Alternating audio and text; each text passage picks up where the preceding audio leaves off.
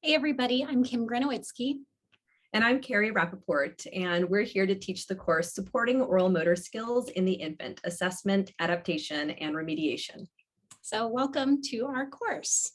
We do have a couple disclosures. We wanted to let you know that we are both consultants for Solid Starts, which is a company based on providing evidence-based information about introducing solids to infants, as well as preventing and reversing picky eating. We are also both the sole proprietors of Feeders and Growers, which is a continuing education company focused on providing continuing ed revolving around feeding and swallowing for occupational therapists by occupational therapists. We also want to mention that all of the views and opinions that are expressed in this course are our own and do not reflect the views of any of the organizations that we work for outside of Feeders and Growers. We're going to go ahead and introduce ourselves and tell you a little bit more about each of our experience as therapists. I have been a pediatric occupational therapist for 13 years now, with the majority of my career in pediatric acute care. My areas of specialization are breastfeeding high-risk infants and specifically cardiovascular rehab. So I work with babies and also toddlers and older children who've had complex congenital heart disease before and after repair. I also have experience with in-home lactation consultation for typically developing babies, as well as high risk or medically complicated babies. And I also have a very close to my heart interest in picky eating and helping families develop positive mealtime routines in their homes when their children are picky or struggling with eating. And I'm Carrie Rappaport. That was Kim. I have 15 years of experience working as a pediatric OT in the realm of feeding, eating, and swallowing.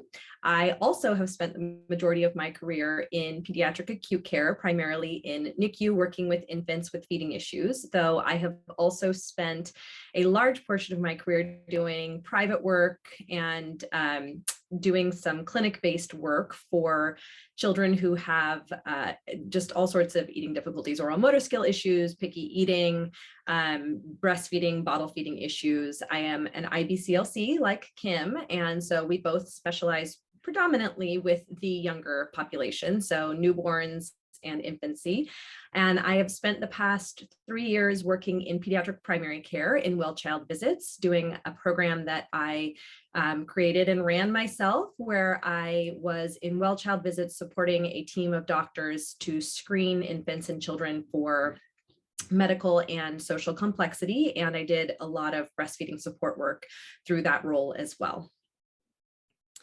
As a team for the last 5+ years, I think it is now, Carrie, we have been running the company Feeders and Growers. So we wanted to put together a continuing education company that was really focused on providing evidence-based education for occupational therapists in the realm of feeding and swallowing.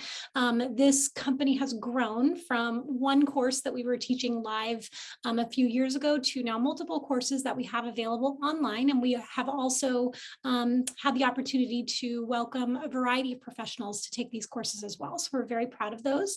And we are very, very excited to be here today through the Lactation OT, sharing this other realm of our clinical practice with infants and breastfeeding and oral motor skills.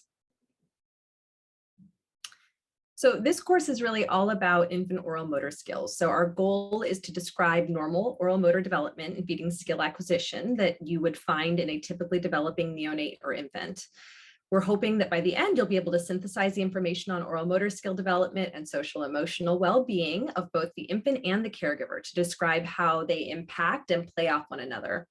You'll be able to describe the difference in oral motor skills and the underlying physiologic impairments which impact successful feeding in infancy. By the end of the course, you should be able to understand and really have a good knowledge base for which interventions that you might use when addressing common oral motor issues of breast and bottle feeding, and then be able to safely and confidently apply those interventions. And last, by the end of the course, you should be able to identify several tools that are available to you to support feeding and oral motor skills in the breastfed and in bottle-fed infants. So although not on the objective screen, I want to throw out one more really important thing for Carrie and I to get across here. We want to talk to you about something different. We want to debunk some myths. We want to actually dig into the literature and tell you what we know, what we don't know, and how we've applied this in our own practice.